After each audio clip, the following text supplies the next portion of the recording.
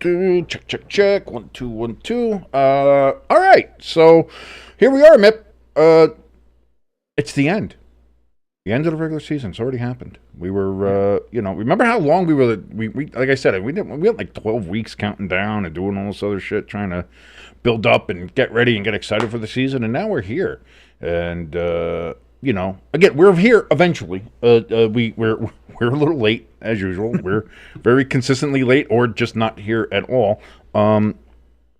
But a lot to talk about. We got a lot to talk about. We've got football. We're going to review the season. We're going to review how everything went. How did the season turn out compared to what we expected it to be? We're gonna talk a little bit about obviously the playoff Super Wild Card Weekend.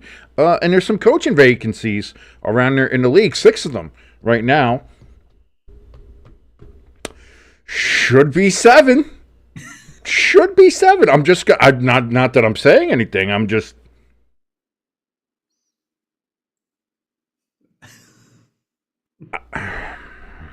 We'll talk.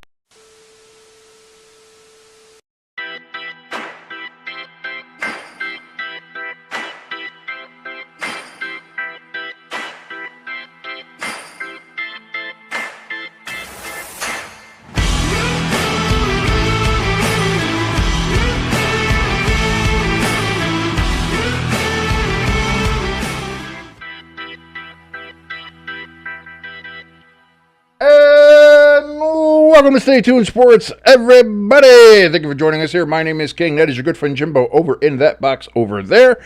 And yes, the 2024 NFL regular season has come to an end. ELS in the chat. How you doing, brother? Good to see you. If you want to come to the chat is open right now. Everybody's there. By the way, they were right. There's something funky going on with the YouTube chat delay. Okay. The time delay on it, because apparently because this weekend when we were doing some of the games, and we had the guys in the chat there saying, like, I know it's set for 5 seconds, but it's taking like 2 minutes for us to be able to type something in the chat. I've watched some other channels on their lives.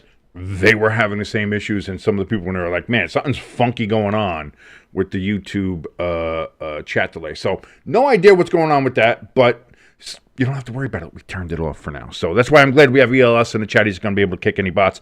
Thank you so much for joining us. If you like us, if you want to support us, you can do that 2 ways for free. Hit that like button. Helps us out tremendously. Hit that subscribe button if you're not already. Again, helps us out tremendously. Gets us closer to that goal of monetization and helps us get into the algorithm a little bit. And that means more people can see us. And who doesn't want to look at this beautiful face? Anyway, Jimbo, how you doing? Oh, I'm pretty good so far. I'm a little nervous that I'm not nervous about tomorrow night. I was thinking about it at work today. I'm like, I was more nervous about last week with Notre Dame. About Georgia. Yeah. I'll interject just quickly. Do you think it's because of SEC? Is it 3 letters? Is that what made you nervous? Maybe. And going into this is because, again, you live in Northeast PA. I've lived in Northeast PA. I still live in the area in New Jersey, so I still get a lot of PSU news and stuff like that.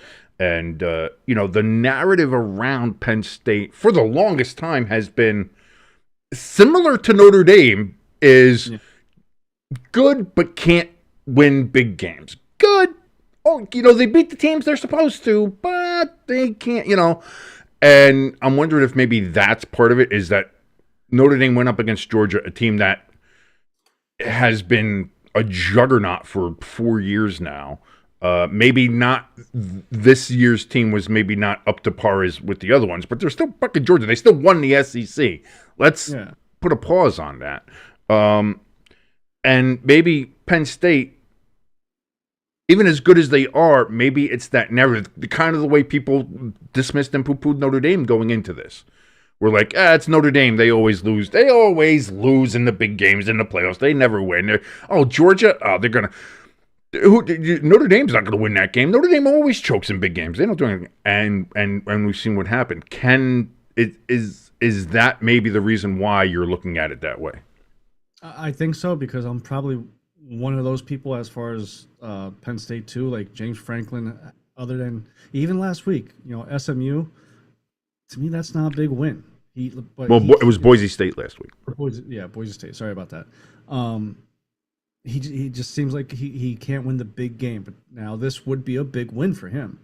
Us, like you said, the SEC letters, Georgia.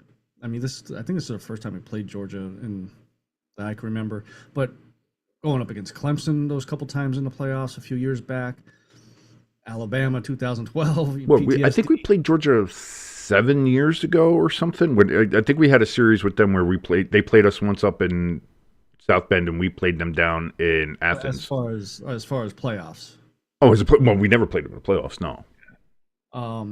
So maybe that's why I was, used to Notre Dame losing the big game. That big game. Well, I mean, this is the bigger game, and I'm going to be honest with you. I do feel a little. I got apprehension here because I think this is, of the two games, of the two semifinals, this is the one that has the most evenly. Like, these teams are very close to being exactly the same. Yeah. Great defenses, offenses that can grind and grind clock, grind yardage, get down the field, long drives, and score. So, like, this is again, this feels like a heavyweight matchup, and I mean, Penn State's got that tight. Penn State's got 44, man, and that's what I mean. And even if what's his name, Abdullah, is at 75% of what he normally is. Like, that guy is a absolute difference maker. So again, I applaud your cool, calm, collected demeanor going into tomorrow. I'm not so much that. I am a nervous ball of wreck. A wrecking ball. I am a wrecked ball. I am just a bundle of nerves going into tomorrow, which, by the way, we'll be covering that game right here on Stay Tuned Sports. So if I have one of those mentee bees that everybody's talking about, it's going to be live on here and you're going to see it. So that's going to be fun. ELS in the chat letting us know, Jimbo, we have made it to the rematch of the Packers and Eagles. Will the Eagles or Packers season end the way it began? We don't know. We'll see. Packers and Eagles started off this NFL season on the Friday after the initial kickoff. They had the very first Friday opening down in Brazil on an ice rink, apparently.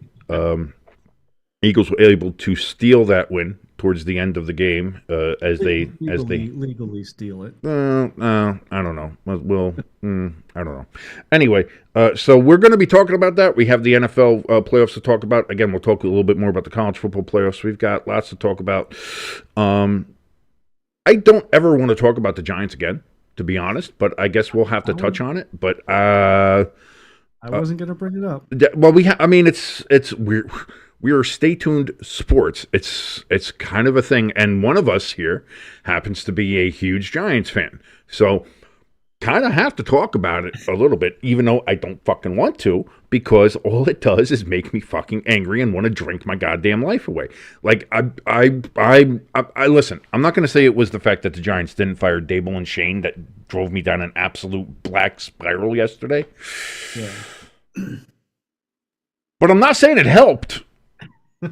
Like, again, I'm Captain Depression Pants anyway. Like, I'll go down a spiral for any other reason. But when you're kind of already heading down that way, and then it's like, yeah, we're gonna stay on the course I like where we're going with these guys, says Mara in his statement. Are you? I don't want to do I feel like I do a gimmick. I feel like it's a gimmick. Every time I start yelling or ranting or screaming, it's like, oh, there goes King again. He guys is ranting. I don't want to do that. I don't want to do that. Yeah. But when you've seen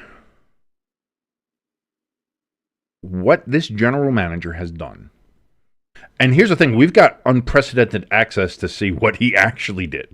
Like, a lot of times we're just kind of guessing about how bad they are behind the scenes based on the results and things that happen. We got to see how the sausage was made earlier this year with Hard Knocks. which, by the way, if you're an NFL team, I'm never doing that. I saw what the Giants did, and I'm saying never in 1,000 fucking years. You could give us $3 billion. I'm not doing it. I'm not doing it. I would tell Goodell, find me. Find me anything you want. We're going to force you to do it. No, the fuck you're not. No. I will lock out the camera crews. They are not coming in. No, I won't do it. You want to do the Hard Knocks training camp? You want to do Hard Knocks in season? We don't like it, but sure, fine. Fuck it. Who cares? But that off-season shit, you are not a fucking chance. Not a chance at all, ever, never, especially after this fucking Giants season. So, we've seen what has happened. We saw what happened in the Giants' front offices and how decisions were made and how things were done. And we've got the results from these year after year after year after year now. And we've seen what Brian Daboll has done. His first year, won Coach of the Year because Daniel Jones and Saquon Barkley drug the Giants to the playoffs. And looking back on it now, with 2020 vision, hindsight's always 2020. It seems like those two players dragged the Giants into the playoffs, despite Daboll, not because of him. And each year progressively got worse. Now, you can sit there and say, well, he didn't have the pieces, or the Giants didn't do well in free agency or getting people there. They didn't have the right players. Their offensive line was bad. That goes to the GM, too. So, again, it's a hand-in-hand thing. Not only did the GM not get us players, but the players we had were poorly fucking coached. So, what do? We fucking keep them and say, you know what, guys? Gonna give you another shot. I think we're headed in the right direction. So, unless that direction is burying yourself to being not even as good as a fucking UFL team, then maybe. But what? I told myself I wasn't going to yell. So, I'm going to take a second. How you can look at what your general manager has done to the point where you were even saying, gonna have a hard time sleeping if Saquon goes to Philadelphia. And what the fuck happens? That exact goddamn scenario. And what do? You keep the guy who did that. What are we doing, John? What's going on in that fucking noggin of yours? You big-headed Irish bastard. What are you thinking? What's going on?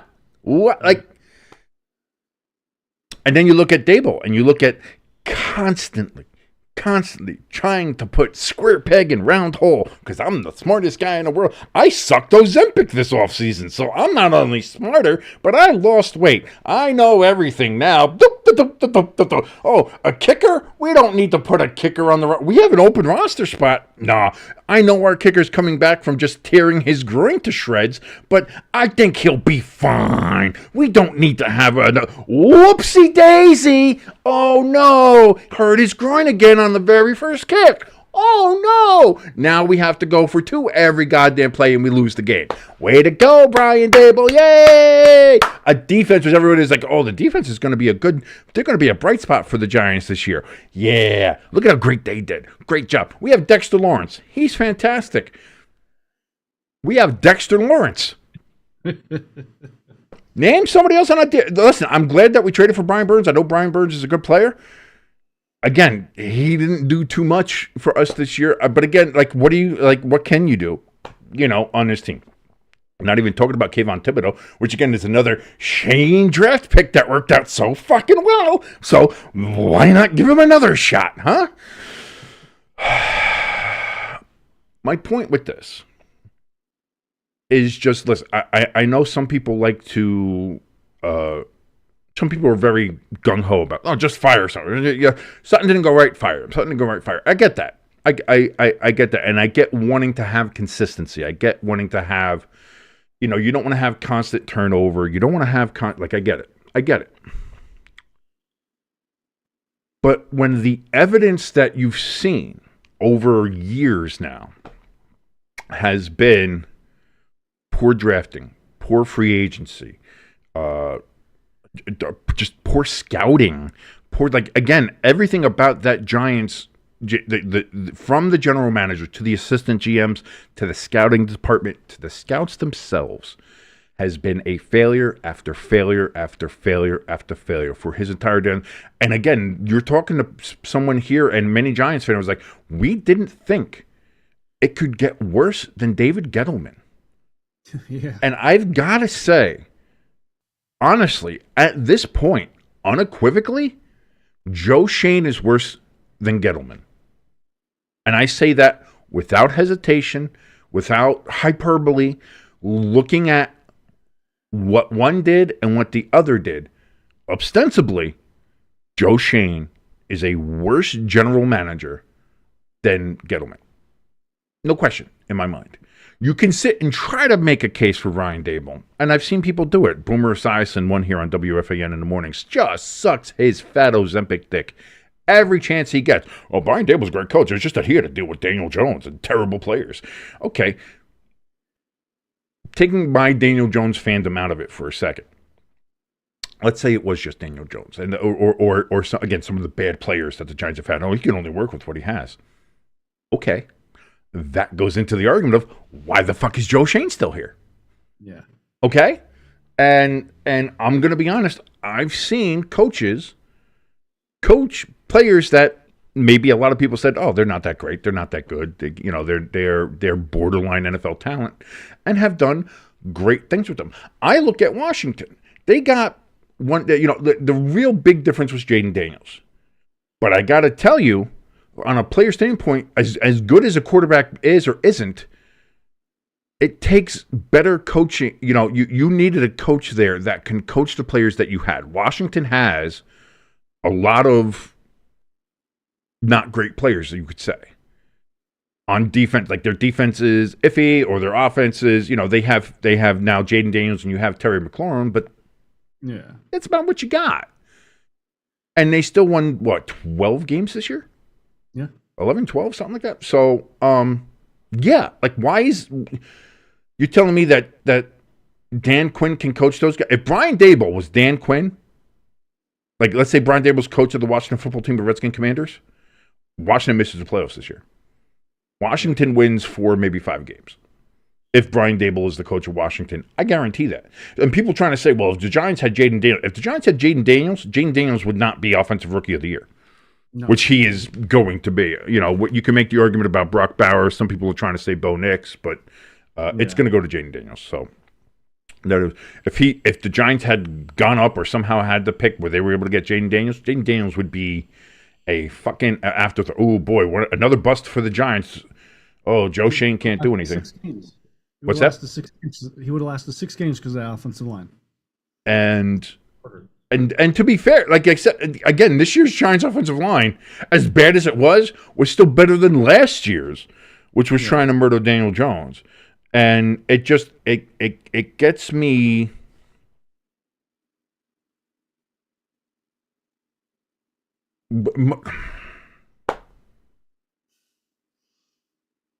All I'll say is this: I'm not even like I'm going. This is the first time I can ever remember going into an off season or going to be going into the 2025 season next August, September during training camp.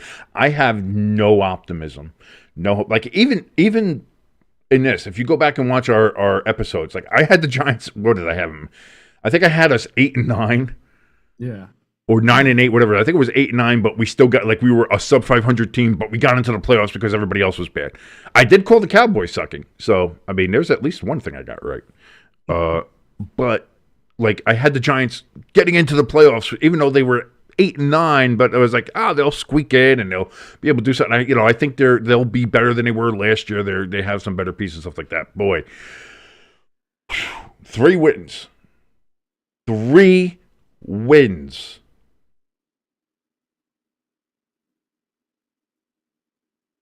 I think the Giants get the same amount next year, if not less. I looked at the Giants, who obviously it's who the Giants are playing. It's a fucking murderer's row, by the way. Well, yeah, because it already came out the strength of schedule. You guys have the hardest We have to, and we had a hard one this year schedule. too. We Yeah, had a hard one this year too. your opponent percentage was 541, Well, yeah, which was but the we're playing the Chiefs. We're yeah. playing the Charger. We're playing the AFC West. So we have to play the Bron. Which, by the way, another thing. Everybody's talking about like, oh, it's the Brian Dable. He's a good coach. He just doesn't have pieces. Sean Payton coached a rookie quarterback and a team that is decimated because they don't have money because they're still paying fucking Russell Wilson. And he's got Vance Joseph on a defensive end. They're one of the best defenses in the league. And the Broncos are, again, they're in the playoffs. They won 10 games this year. That's a coach, again, working with what he has. Not trying to fit a square peg into a round hole. Working with what he has. Something Brian Dable could never do. Because he's got for all the fat he lost from Ozempic, it didn't do anything for fucking crushing his ego, which he needs that thing pushed down a little bit. ALS does bring up that the Giants are going to play the Packers next season, and we're going to get fucking crushed. We're going to get crushed. It's going to be fucking. It's okay. Enough about the Giants. The Giants. I just want to say two things. No, there's nothing to say, and you're an Eagles fan, so I don't want to hear it. So go fuck yourself. I actually got a little angered too, for the Giants fans. Like, okay, when Morrow released that statement that we're keeping him, okay, the Eagles fan part of me came out. I laughed, the snap, blah blah. But then when I saw the clip of the interview, the reporter asked Morrow something along the lines of like, "How long are you gonna?" I know, and he said what? Pretty quickly because I'm running out of patience. It's like, well, if you're running out of patience. Fire him then. Fire him now. Because here's the thing. You're going to go into next year.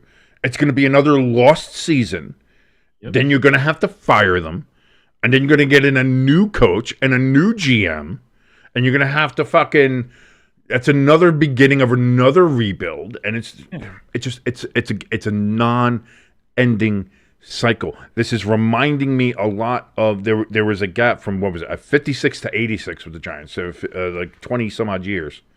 Or 30 years almost, where the Giants were awful. Yeah. The Giants were an awful franchise for about 30 years in the NFL. From 1956, their last championship, to 1986 when they won the Super Bowl 21.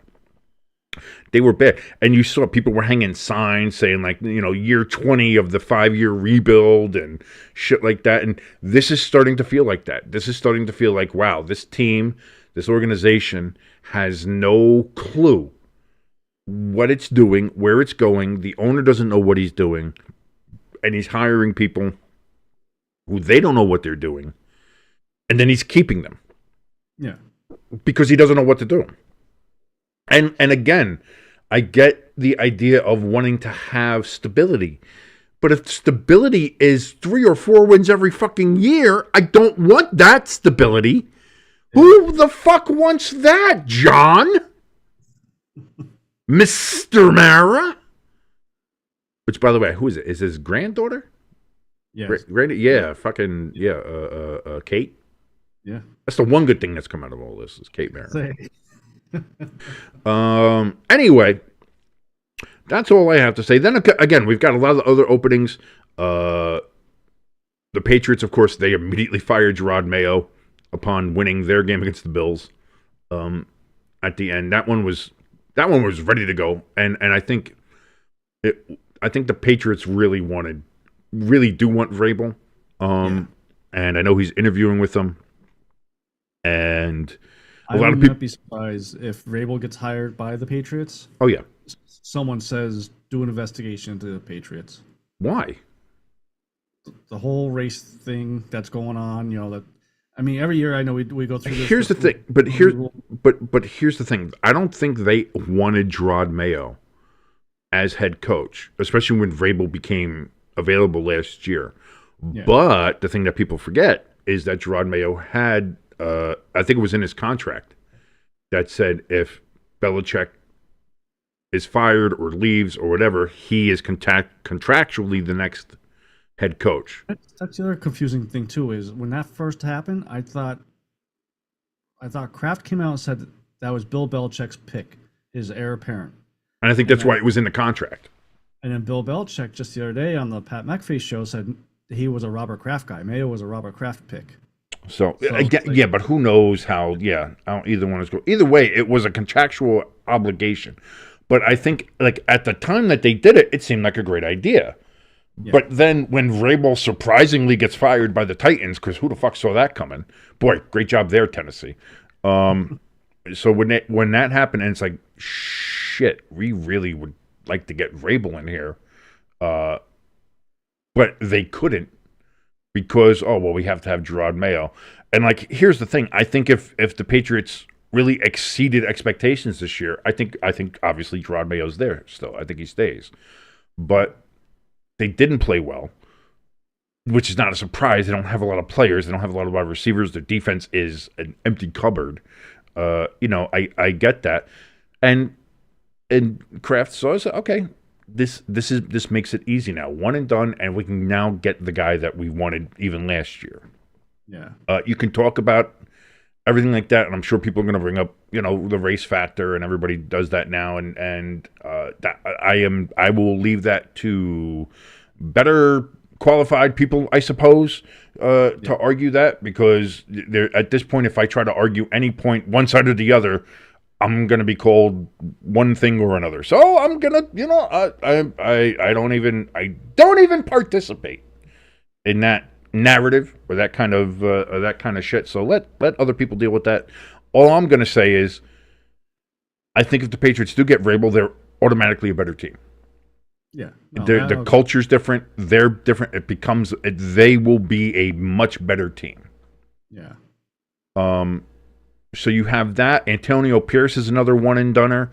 And the rumors are swirling around the Raiders about who they're looking at, who they might get. Are they looking to bring in Dion as head coach, and with him Shador? Are they trying to find a way to trade up to get that? Because where are they? Are they 2 or 3? Are they that high? Where are the Raiders? Because I think they have 3 wins too. They're with the Giants. Oh, okay. I thought maybe they I had more. think. Well, here, I'm going to look it up because let's see what the. Because I think the Raiders were. Oh no, the Titans were the one when they released their GM. Dion did the googly eye on Twitter. The emoji. Why am I not get? Come on. Let's see. Who do we got? Why? God damn it! I just want the draft order. Why can't you motherfuckers put the draft order? Okay, no, the Raiders are down at 6. That's what I thought. So it's Titans at 1, Browns at 2, Giants at 3, which will fucking waste. Oh, you're going to get Travis Hunter. It'll be a waste. He'll be a bust with us. Any other team, he'd be fucking great. With the Giants, he's going to suck. Why? We just went over that for the last 20 minutes. And then the Patriots at 4, Jaguars at 5, Raiders at 6. But if the Raiders trade, like who could the Raiders trade with? The Giants. That would, yeah, but if you're the Giants, you're asking for a boatload for that number 3, because you're basically going to punt this draft then. Yeah. Well, I mean, you'll still get the 6th or wherever the Raiders that doesn't. are. Yeah, but there's not that many good players in this year's draft anyway.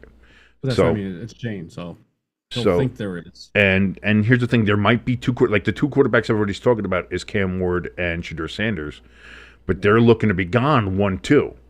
Yeah. Because the Titans are looking for a quarterback, and so are the Browns. So, even going up to 3 doesn't do for them what they want unless they're going to get Travis Hunter.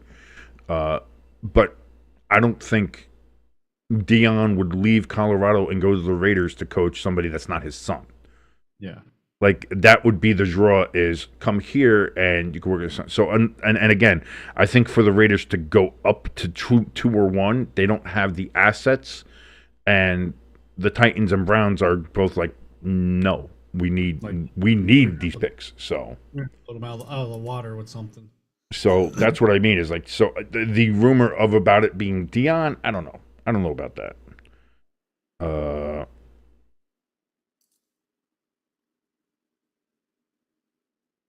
ELS in the chat saying for the Saints situation, now he says, it says confirm that Aaron Glenn will be. Who's confirming that? What's your source, ELS? Allegedly. Allegedly.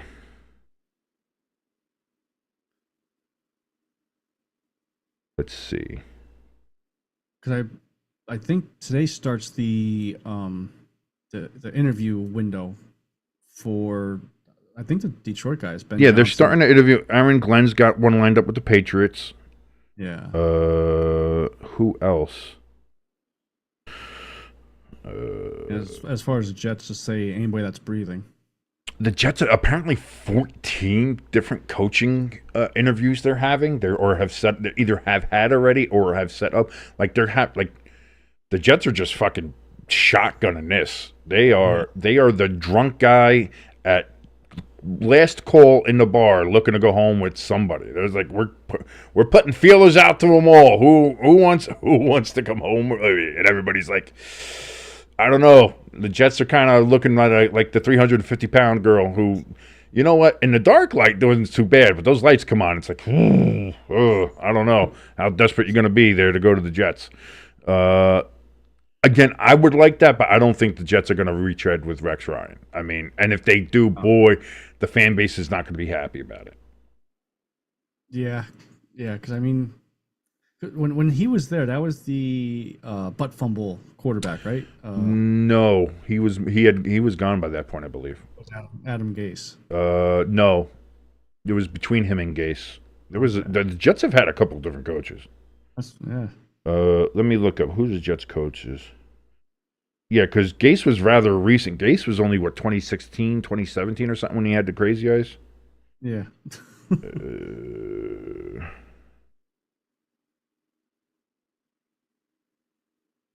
Let me see here.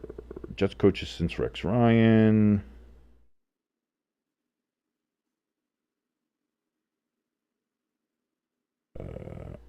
Todd Bowles. Oh, that's right. You had old Toddy Bowles. So let's see here. Yeah. You had since Rex Ryan, he was from 2009 to 2014. He might have been Butt Fumble then. Oh, okay. Yes, Ben Johnson and Aaron Glenn are two of the bigger names coming out there as far as head coaches. They're going to be head coaches somewhere. Yeah. Wherever they end up, I don't know, but they are definitely going to be ending up somewhere as head coaches.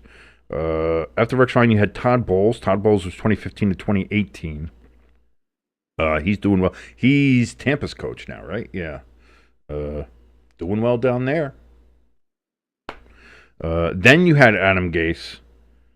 Then you had Robert Saleh, who is apparently looking like he's going to be the new defensive coordinator in San Francisco, or Santa Clara, really.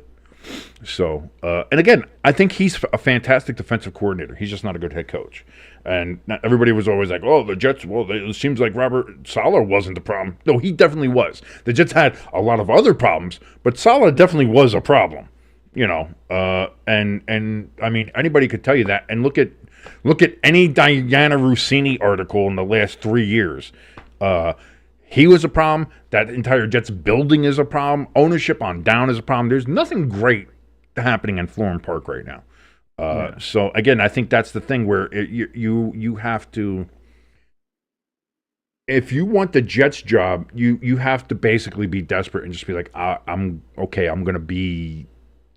I want to be an NFL head coach. This is a place to do it. So, you know, and you can see what can happen there, because the Jets got a lot going on now. Whether or not, I mean, clearly we don't know if Aaron Rodgers is coming back or not. It's probably no. We don't know if he's even going to be playing next year. He might. It'd be hilarious if he ends up with the Vikings. That'd be funny. But there's a lot going on there. So, again, a lot of rumors around the Raiders. Vrabel's the big name around the Patriots. You got the Saints out there that need a head coach. The Bears is a big job. Ben Johnson might That's the front runner for that job.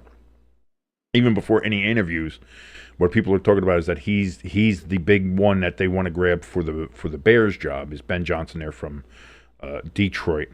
The Jets job is open, as we talked about. What are the other ones? We had Patriots, Raiders, Saints, Bears, Jacksonville. Jacksonville. That was the other one. Now that's another interesting one. I've heard rumors about Vrabel going back down there. Vrabel going to Jacksonville if he doesn't get the Patriots job. If that's something that happens. Let's stick with Jacksonville here. Do you think Doug Peterson's done as a head coach in the league? The NFL, if nothing else, is an absolutely incestuous league. Maybe even more so than the NHL. I mean, the NHL, a head coach gets fired, he gets hired immediately by another team. Like it's so bad that you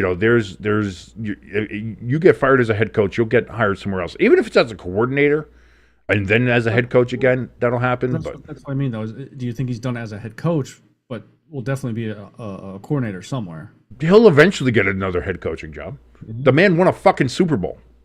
That's pretty good on a fucking resume. I think it was ESPN put the stat up. He's like 41-49 overall as a head coach. Won a Super Bowl. That's it. But won a Super Bowl. It doesn't matter. Won a fucking Super Bowl. He's got a ring, and not only that, a ring in a spot where people thought it was impossible to get a ring. I mean, the Eagles, for how long the joke was that you guys couldn't get a fucking ring, and he brought that to you guys. So, yeah, and he did it with a backup quarterback who did nothing anywhere else in his entire life. Won a Super Bowl there. Put some respect on his name. So he's a backup quarterback. That's what he is. But you know, I think he'll find something else. But again, I think a lot like the Jets, the Jaguars are a weird. Plus, they fucking won't fire. What does Balky have on anybody? Yeah, that guy is the fucking worst. Like, I think Joe Shane is bad, but Trent Baalke is like 3 Joe Shanes melded together. Like, what the fuck does that guy have to do to get fucking fired? I have no idea. What's up, Flocka? Good to see you again. It's been a while since we've seen you in here. Thanks for joining us. Part is on that Zoom call interview with Khan. Khan basically said that, if a head coach comes in, I'll fire him. Well, he says, if a head coach comes in and says that he's not that good or convinces me, yeah, I'll fire. Yeah, while he's fucking sitting there, it's like, again, much like Mara talking about Shane and Dable being like, well, I'm running out of patience. If you're already at that point, or if you're already saying, well, if somebody can convince me to fire him, I'll fire him, then fucking fire him! What are we doing?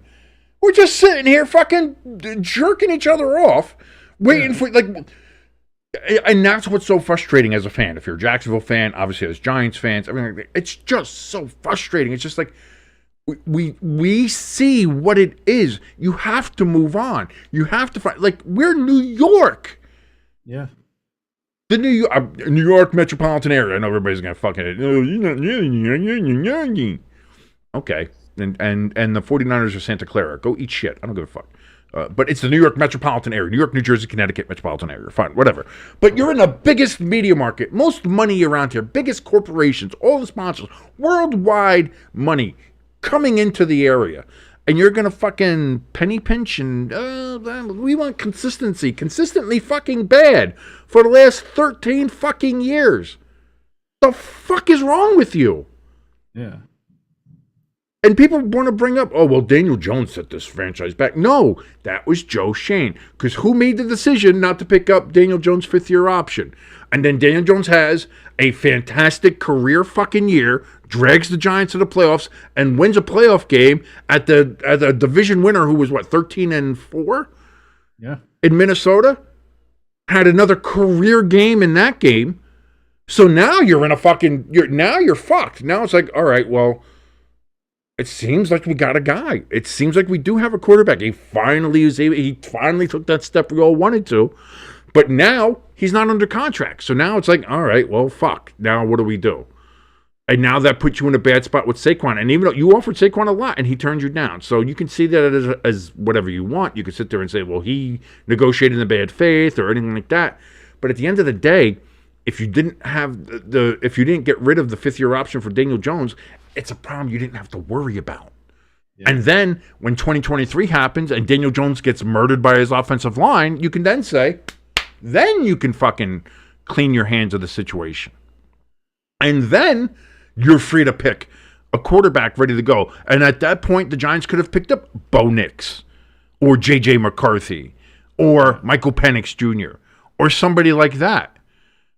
But instead, we were stuck where we were because we had now Daniel Jones on contract. And so we went with Malik Neighbors. Not a bad pick. Pretty good guy. He's got over 1,000 receiving yards on a team that was fucking atrocious.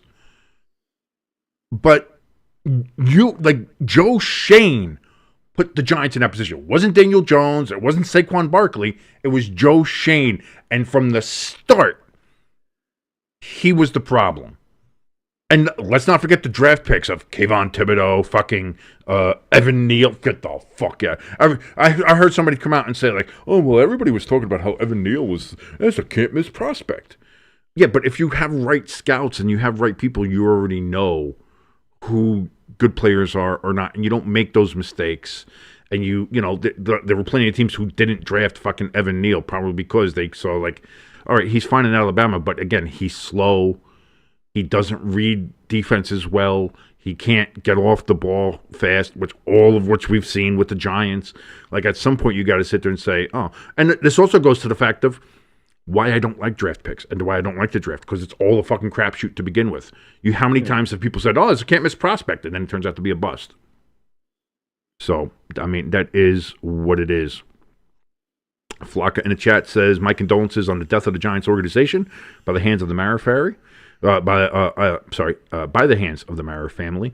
Do you think Mara told Shane to not pick up his option? Maybe.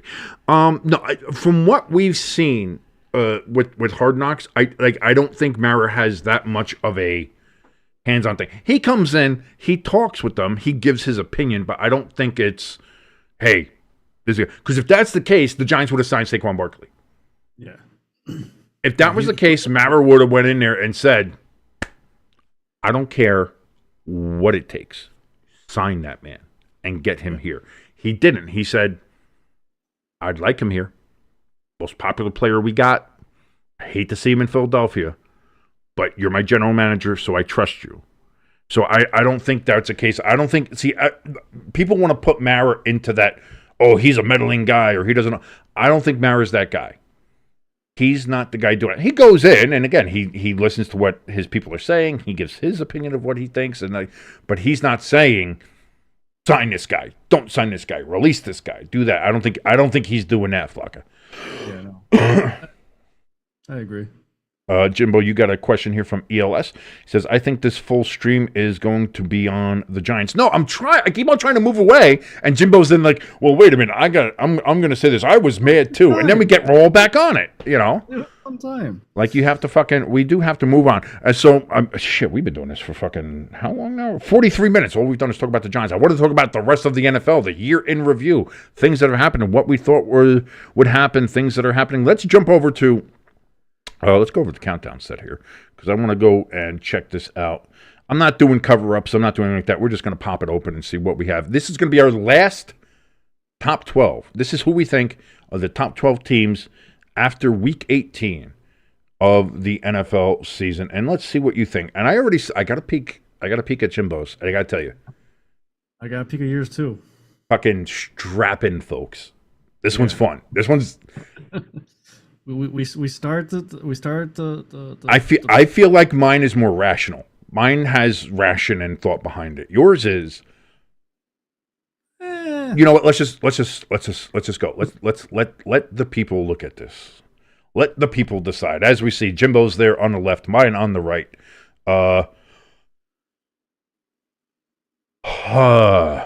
Is all I'll say. What the fuck? Exactly. You got the Eagles down at 6. Yeah. Wow. I can't believe you have the Eagles you have the Eagles over. I'm sorry. The Eagles are not the second best team in the NFL. They're not. Yes, they are. Why? Because they lose with Kenny Pickett, or they lose with Tanner McKee, even though they didn't. No, first of all, they didn't lose with him. So it felt like we lost watching that game. This is. and the Vikings at 11. What the fuck? Yeah, Vikings are one and done. If that's the case, why didn't you put the Rams above the Vikings then? Because the Rams just snuck into my top 12. I had them at like 14. Yeah, but if the Rams are playing the Vikings and you said the Vikings are going to lose to the Rams, why don't you have the Rams above the Vikings? This is, the past weeks, not what's going to happen in the future. Well, no, this is what I'm saying. This doesn't make it. The Vikings were 14-3 and one game away from being the number one seed in the NFC, and you have them at 11. If they would have won last week's game, where would you have had them? At 10? Like, come on, Jimbo.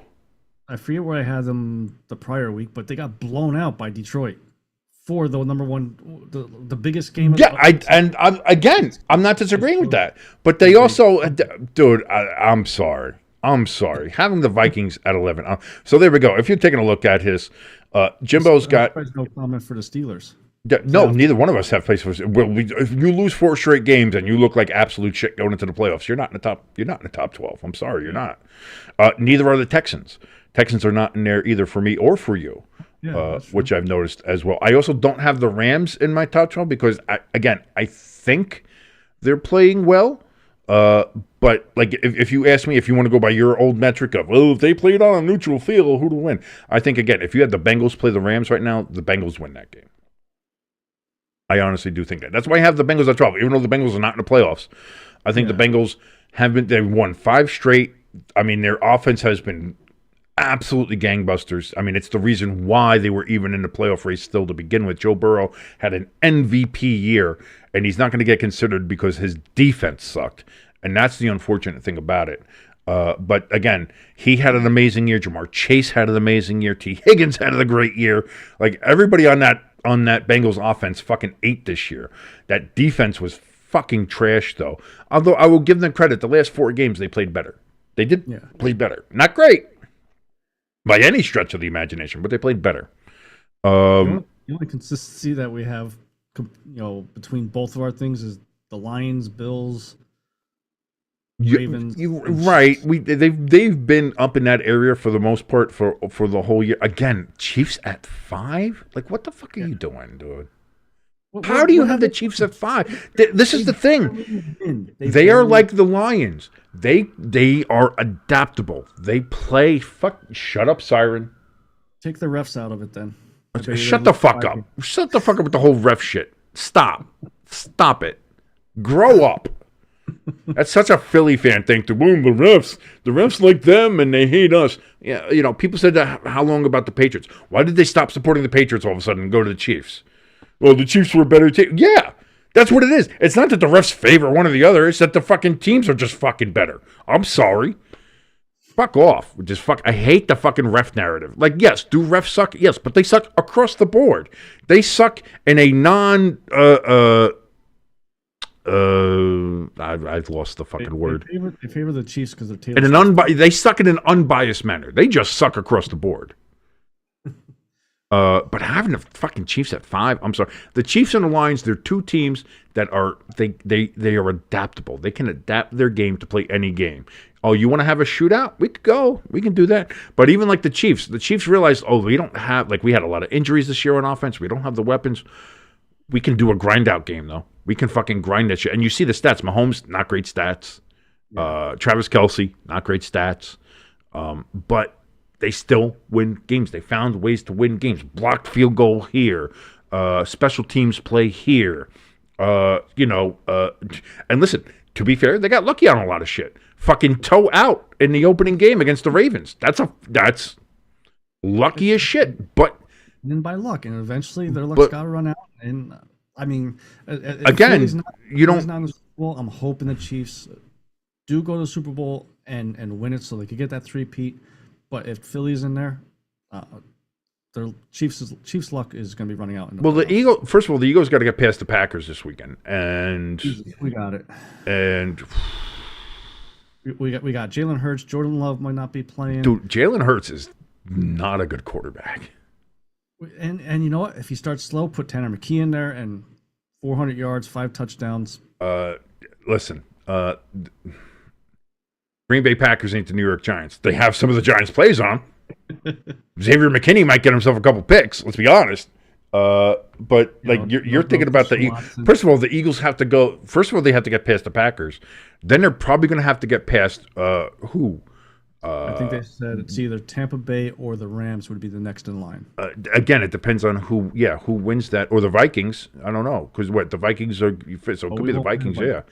So it would be the Vikings. You have, I mean, if you got no, because the Vikings would end up having to play. Well, it depends on who. If Washington wins and the Vikings win, then you'd play the Vikings, and Washington would play Detroit. But I mean, it's not an easy road anywhere for the Eagles. No. And again, if you have to play Washington just beat your ass. You know what I mean? The Eagles against the Vikings. Don't know about that one. I don't know about that one. Just have all the Eagles defenders wear, like they're like ghosts or something. Sam Darnold will just be New York Jets quarterback again. I see ghosts. We got Flocka in the chat here. He's saying he can't put the Eagles over the Chiefs, but shout out Jimbo for putting the Lions number one. The Detroit homer in me appreciates that. Chiefs are number one currently, though. I can't even dispute that. Eagles are a huge wild card due to the Hurts injury, but they could absolutely make the Super Bowl if he's back at the right time. I can't see the Lions stopping Saquon unless we cook up some insane plan. Here's the thing, though. When it comes to that Lions defense, they're getting players back now. And we saw that they just got Anzalone back in the last game, and look the impact he already had on that defense. I believe Montgomery's coming back at the running back position for the divisional round, and Hutchinson doesn't seem to be that far away. If the Lions get to the NFC Championship game, he might even be back for that. People were saying, oh, maybe for the Super Bowl. He might be back early. And so if you have that, and that Lions defense no team needed to buy more than the Lions did. Yeah. And if they start getting some of these defensive players back, all of a sudden that weakness of the Lions, because they had, so many injuries and they were working with, guys off the street and keeping the defense together with bubble gum and tape, all of a sudden that becomes a strength for them again. And then you got a problem. Yeah. ELS letting us know that Jordan Love is indeed going to play. I think so. That's again, Christian Watson tearing his ACLs. That's huge. That's huge. That's a big thing. That's a huge weapon loss there for the Packers. But again, stranger things have happened. I mean, do I like the Packers' chances going in there? No, only because of Saquon Barkley. Again, I think that is the Eagles' cheat code if they use them. Yeah. And maybe Nick's learned his lesson, but sometimes playoffs make you stupid. So we'll see. And Jalen Hurts not playing for 2 weeks. Is he going to push to, knock? Is he going to try to push it to A.J. Brown? Is he going to try to get the ball downfield? Is he going to be Jalen? Is he going to Hurts it up? And again, this year he hasn't been great. You've ate a lot of spicy wings this year, my friend. You have had a lot of spicy wings this year due to Jalen Hurts. So is this a case where he gets you a couple more, I don't know. But again, that's the Eagles at 2, man. I don't fucking know about that. I don't know about that. Above the Bills. Yeah. And I know a couple weeks ago the Eagles did beat the Ravens, but I think that was a Ravens team that was in a swoon. This Raven team now is definitely a lot better. Now, playoff Ravens are different than regular season Ravens. We know this. Yeah. This is going to be playoff Lamar coming up, and they're playing the Steelers, which might be a good thing for them because the Steelers are on a downward slope. But all of a sudden, if all of a sudden Russell Wilson gets an injection of, I don't know, something, whatever, super juice or steroids or cocaine or whatever is going to help him focus. And Pickens can actually hold on to a fucking ball. The Steelers can be dangerous, and that defense can still play well. They haven't in the last 4 weeks, but they can. They have the option to do it. I don't know what's keeping them from doing it, but they can. Yeah. Flocka letting us know some of his other picks there. He thinks the Chargers all day over there in the AFC. LA's going to dog walk Houston. Yeah, Houston sucks. I'm not. The only reason Houston's in the playoffs is because the rest of the AFC South is garbage. Yeah. That's it. That's the only reason. And the Chargers look really good. For an 11-16, they look good. And playoff time, man, that's Harbaugh's bread and butter. And it looks like, again, he has that team playing that kind of tough, grindy football, which he's known for. And they got J.K. Dobbins back, which is a fantastic boost to the running game. Yeah, I think they're set. I think they're ready to go. But yeah, we have a couple other big differences here. You have the Broncos at 6. I mean, I like the Broncos. I got them at 10, but 6, that's high. That's a little high. You have the Broncos above the Packers? Yeah. Above the Buccaneers? Yeah. Above Washington? Above the Redskin Commanders? Washington's one and done. You think that? If you contain Daniels, what's that offense got? Nothing. Okay, you have to contain Daniels. And you're like, well, if they stop their biggest weapon, the guy who's always able to make things happen, then what else do they got? That's the same thing. It's the same with the Eagles. If you stop Saquon Barkley, what do they got? A turnover machine at quarterback. That's all you got. What are you talking about? He only has like 10 or 11 interceptions on the year. He started off the year really bad.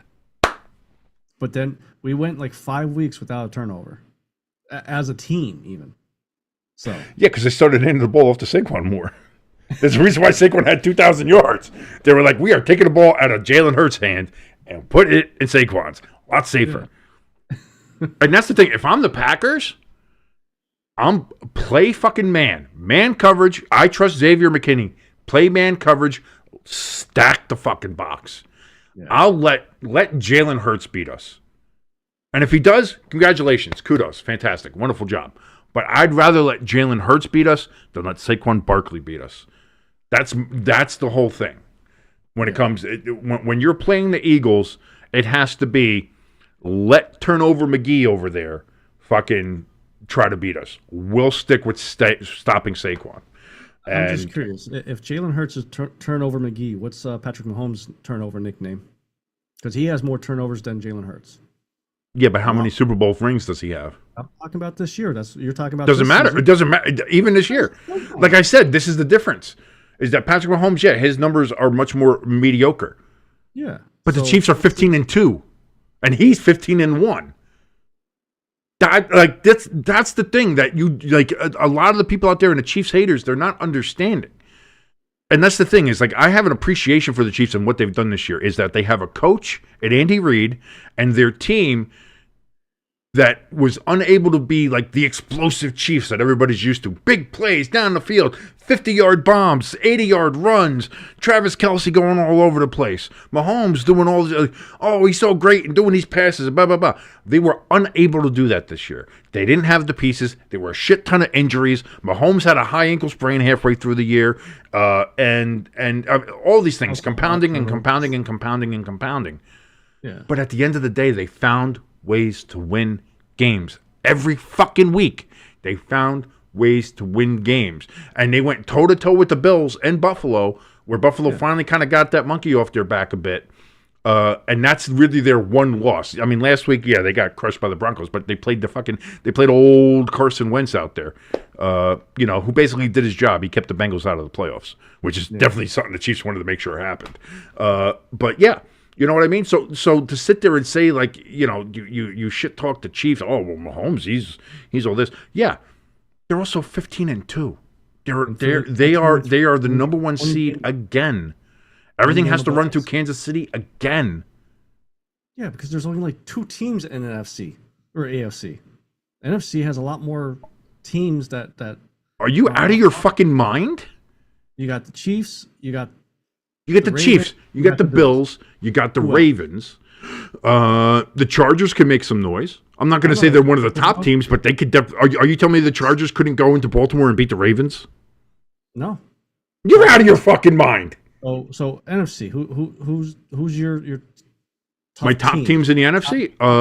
Lions, Vikings, Eagles. That's with the Vikings, but go ahead. Yeah, Lions, Vikings, Eagles, and I think the Buccaneers are the Chargers of the NFC. They're a team that is you don't want to play the Buccaneers. That I'll agree with. The Buccaneers are the Chargers of the NFC. Yeah, they're a team that can go in and beat anybody at any time. Again, they beat the Lions earlier this year in Detroit. And they almost beat Detroit last year in the playoffs in Detroit. So Tampa Bay is one of those teams that is I do not want to fuck with Baker. I don't. Packers beat the Broncos.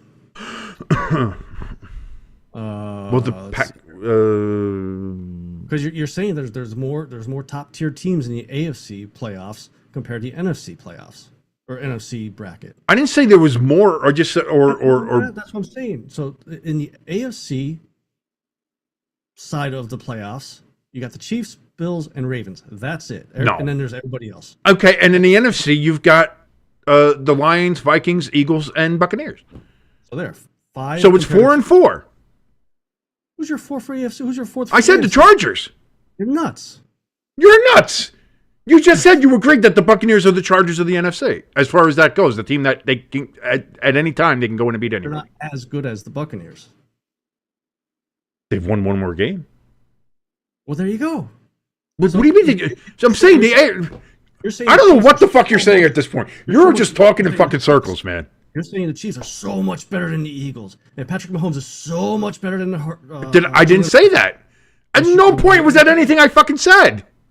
That's the way you were saying. No, it's not. I said the great thing about the Chiefs is that even when they're not playing the best, which we've said this whole year, the Chiefs have not been the explosive fucking Showtime Chiefs. They still win games. They still find ways to win. And that's impressive. When you have a coach in Andy Reid, when you have the players there that buy in and say, all right, we can't be the fucking showstoppers. We're not going to lead ESPN in top 10 plays, but we're going to do the simple things and the things that we know how to do and the fundamentals, and we're going to win these games, whether it's by a point, whether it's by a blocked field goal, whether it's by a fucking great defensive play at the end, whether it's by a fucking punt return, whatever the case is, we're going to find ways, hook or crook, to win these fucking games. And that's a 15-2 fucking win team right there.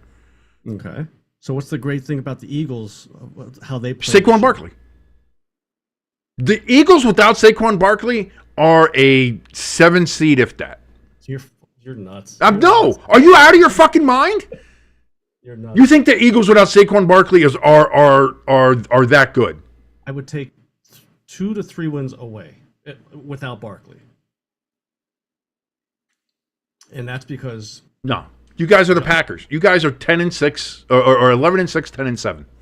That's without Saquon Barkley, and maybe even less than that. That's your especially with because now you're going to depend on Jalen Hurts to win games for you. Eat shit. You guys might actually be fucking 9-8. That's your last. Without no, dude, I'm being dude. You're being blind. That's the reason why people have been saying Saquon Barkley should get MVP. Because without Saquon Barkley on that Eagles team, and now it's not just his stats, it's not just what he's done. He has helped calm and change that locker room, that atmosphere. Just the one guy himself has changed so much in the Eagles organization. If Saquon Barkley was not on the Eagles this year, you guys are nowhere near the level you are right now. Nowhere near the level. And that's, I'm sorry, that's an objective fucking fact, man. Come on. How would they, by the way, how would the Eagles be the 7th seed if, so the Skins would win the... Yeah, I think if Saquon Barkley wasn't on the Eagles, you absolutely, because probably Washington beat you twice. Shows you how much the Skins. I'm afraid of that. I forgot they were above Dallas. I was thinking Dallas came in 2nd this year. Oh God, no! Dallas is lucky they ended up. They had that 4-game win streak with Cooper Rush, and then decided not to play him on the last game because we're going to owe him $250,000. Jerry, you cheap fuck. I did not know that. I did not know he had an incentive. Oh, yeah. Okay, yeah. Mr. I know every fucking, Scrooge McDuck of the NFL doesn't know that he had a $250,000 bonus. Get the fuck out of here. ELS says Saquon Barkley or Josh Allen for MVP in my opinion. I agree. I also, I don't, I wouldn't be upset if Lamar wins it based on just how his stats are. But to me, the MVP is the most valuable player to his team. That's how it's always been listed to me. Most valuable player to his team. I think if you take Josh Allen off the Bills, they're the Jets. I think if you take Saquon Barkley off the Eagles, they're lucky if they get into the playoffs. I think if you take Lamar Jackson off the Ravens, they're a little lower. Maybe they don't even win a division. But I think they're still a dangerous team to play. And I think the Ravens are still in that kind of 10-7, 11-6 area. I don't think it's nearly as big as a drop-off for the Ravens. I think the Ravens are still a solid playoff team without Lamar Jackson, where I think if you take Saquon off the Eagles or Josh Allen off the Bills, there is a large drop-off for both of those teams. So that's why I would have it Josh Allen, Saquon Barkley, Lamar Jackson, or Saquon, Josh, and Lamar. But those would be my two that I would think should be MVP is Saquon Barkley and Josh Allen. The sad part for me is like over the past week or two, listen to different shows and stuff like that. The MVP award to me is getting slowly like irrelevant. It's a quarterback award. It's always been a quarterback award. The award I like to see for offense is the offensive player of the year. Which Saquon should definitely get. That if he's not getting the MVP, he 1,000% is the offensive player of the year. I don't think there's a question. But maybe that's a sign. Maybe if you watch the NFL honors, which I won't because I hate all award shows, even if they are the NFL, because they all follow the same formula and they're all fucking cringe to fucking watch. Although shout out to our boy Tom Grossi last year, he got the fan of the year. It was kind of cool out there. So I'll give a shout out to a fellow YouTuber, even though we are nowhere near the same apparently when it comes to followers and subscribers and I curse a lot more as he doesn't curse, but I curse quite fluently. A little bit, just a bit, just a tad.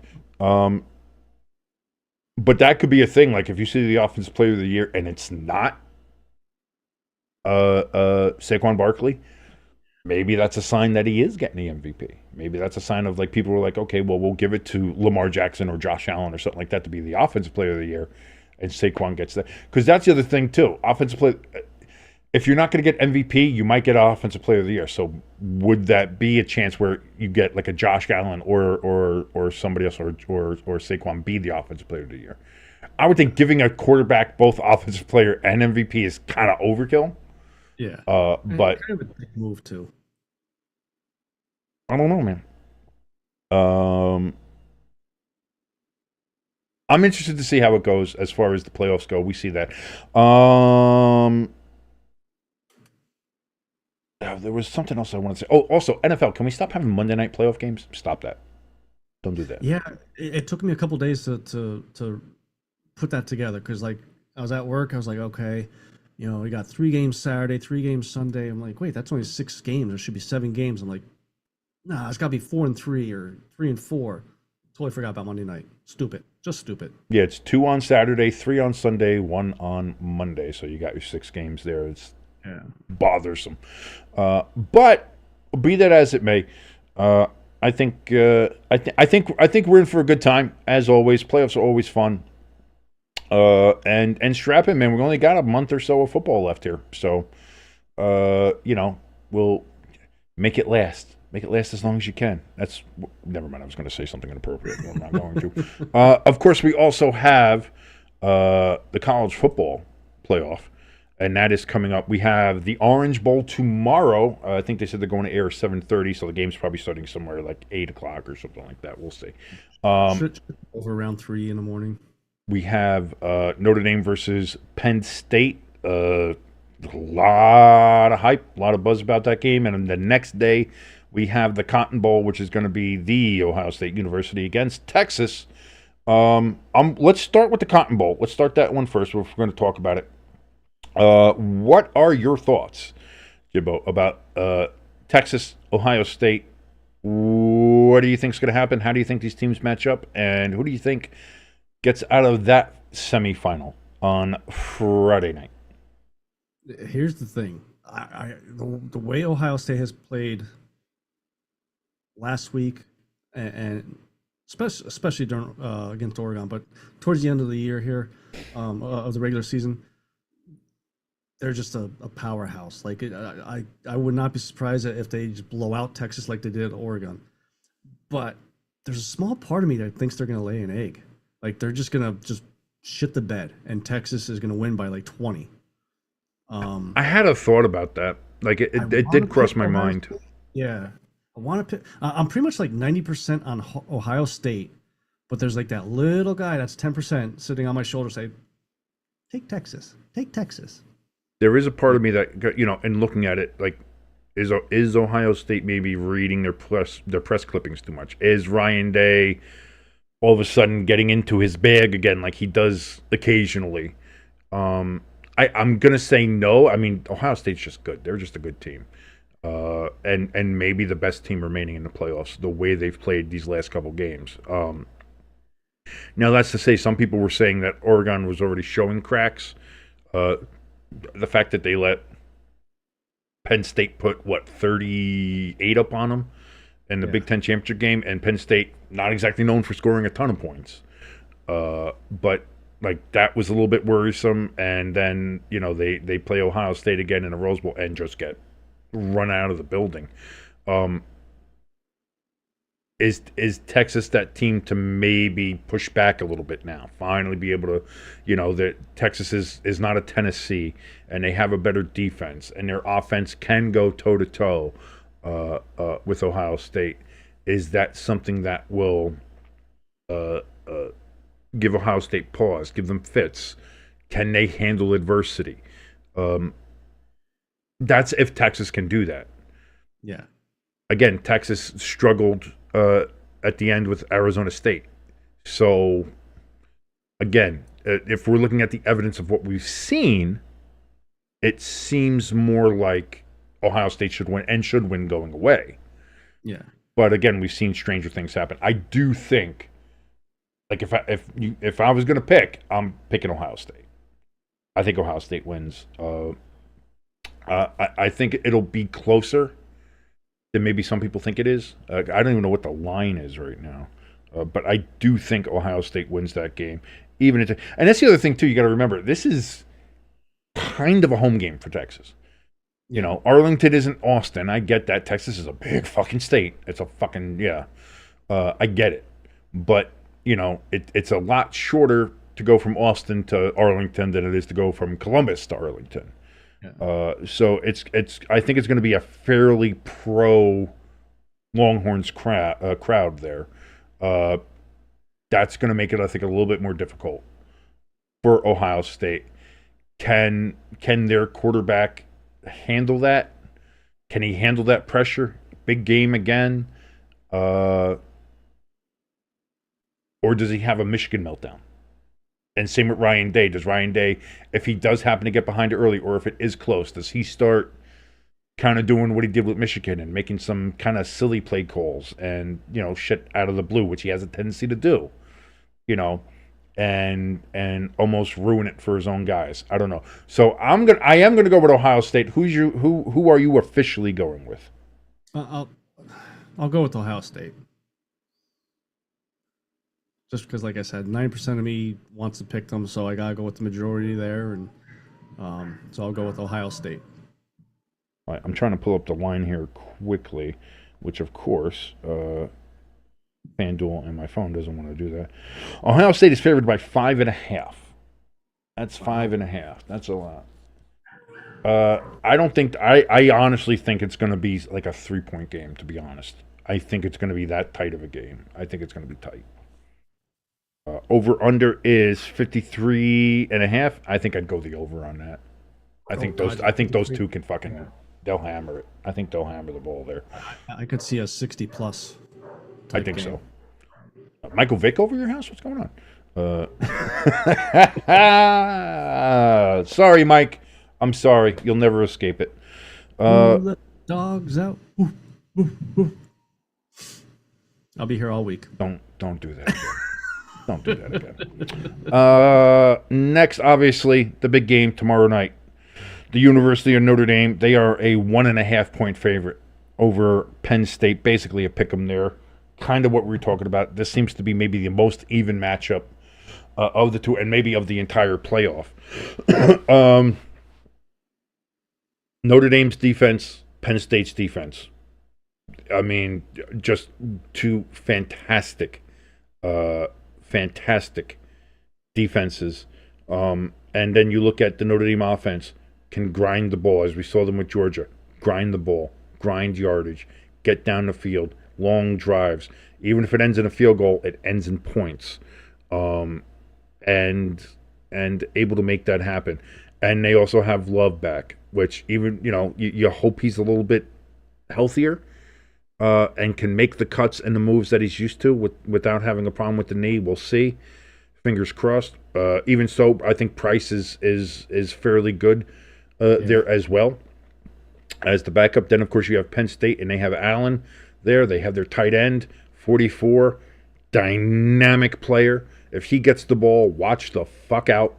That's what I mean. There's so much about these two teams that are so equal.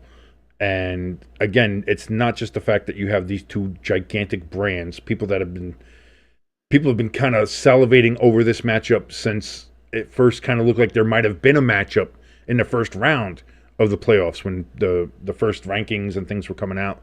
Like, people have been looking forward to this, and now here it is happening. So not only is it the fact that it's two gigantic brands in college football, Notre Dame being a national brand when it comes to that, you have two teams that are as close as can be, I think, as mirror images as can be.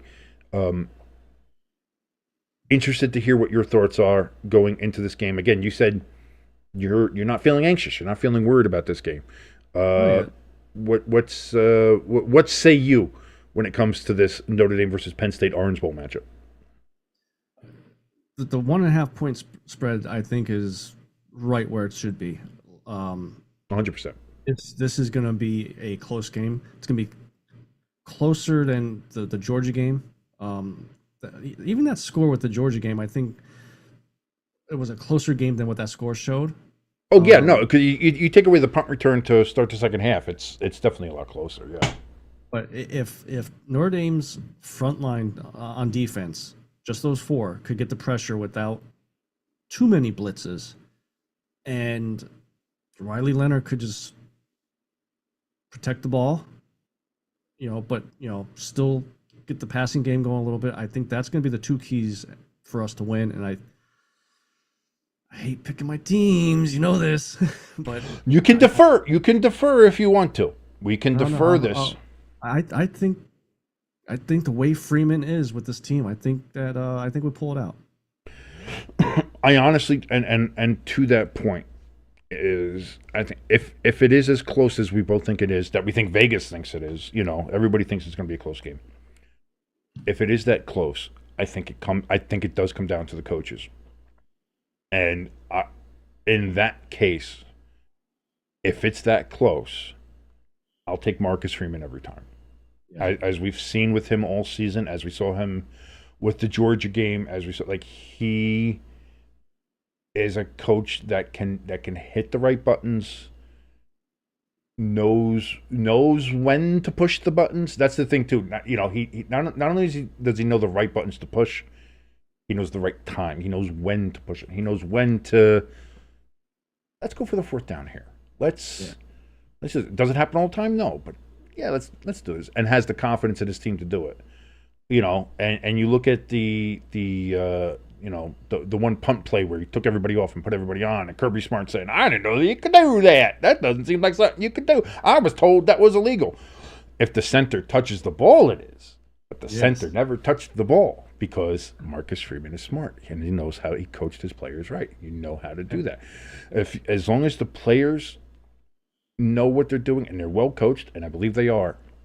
And we've also seen a lot when it comes to the Penn State coach. I don't know why his name is escaping me right now. Franklin. James Franklin, that's it. Rich Franklin, USC, that's right. Yeah, no, that's James Franklin.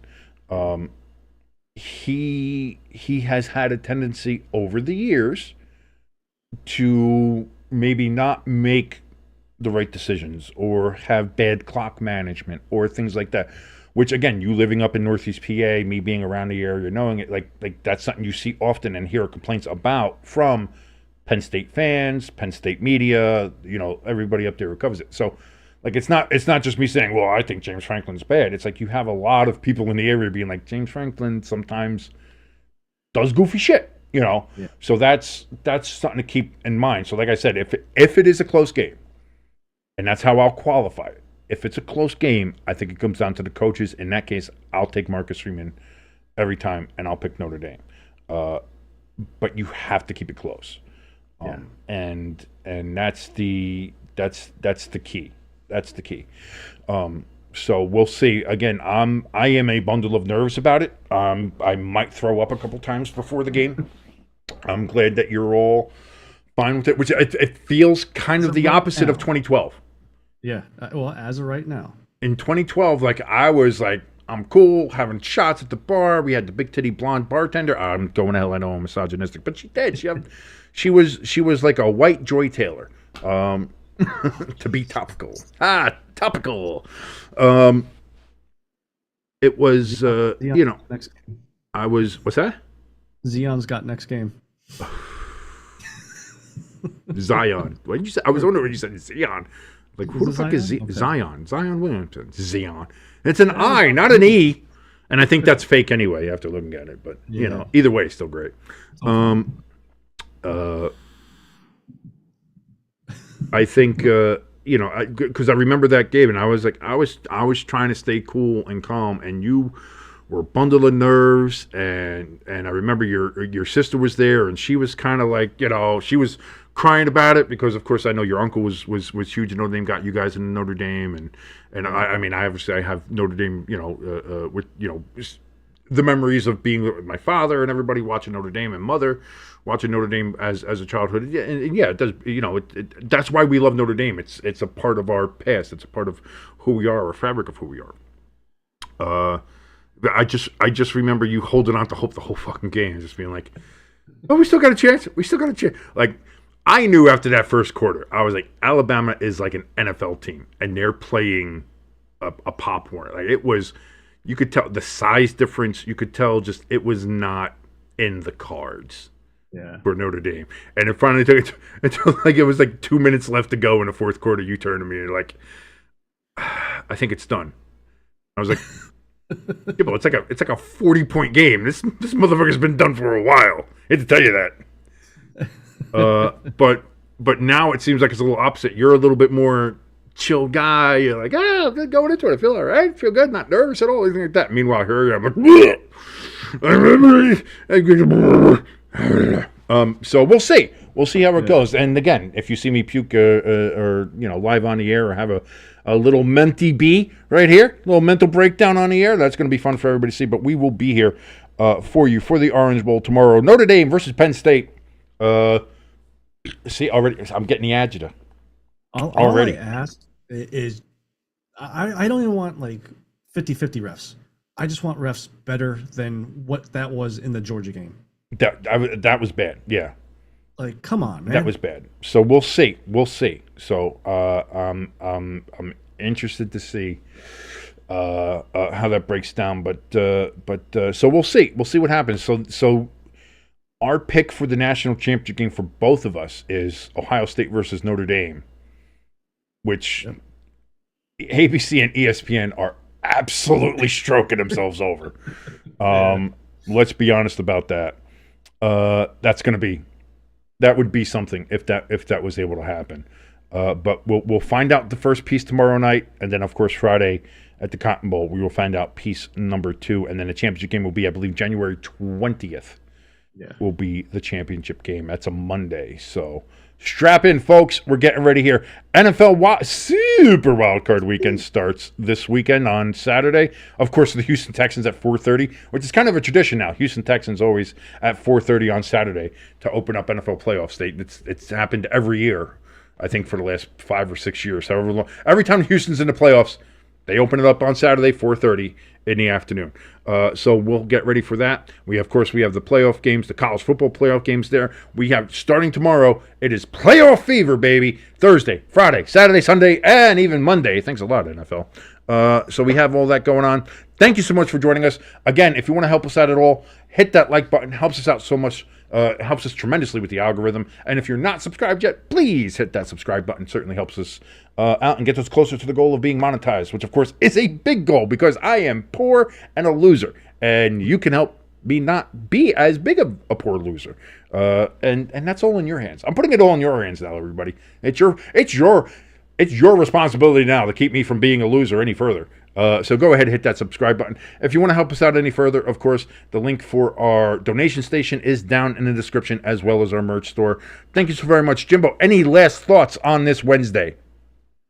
Yeah, just that, Patrick Mahomes is a Oh gosh, shut hell up! of a Shut lot quarterback than Jalen Hurts, even though he has Stop! possession. Just I'm not. I am not going to let you finish those thoughts. This is bullshit. This is nonsense.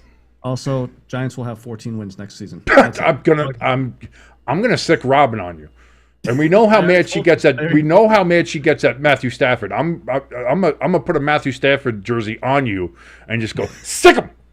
Bobby Boucher, the mom. She's gonna murder you. She's gonna absolutely murder you. That's all. That's all my comments. Oh God, I hate you so much. God, why are we friends? I have no idea. We're friends because of Notre Dame. That's the only reason we're friends. You wanted to fight me when we first met the first time I ever went into your bar, and it was the next week. It was like, oh yeah, okay, yeah, we both like Notre Dame. All right, fine, we'll be friends. So until next week at some point, well, actually until tomorrow when we see you here for Notre Dame and Penn State. My name is King. That guy in the box over there, that's your good friend Jimbo, and we will see you then. Adios, everybody.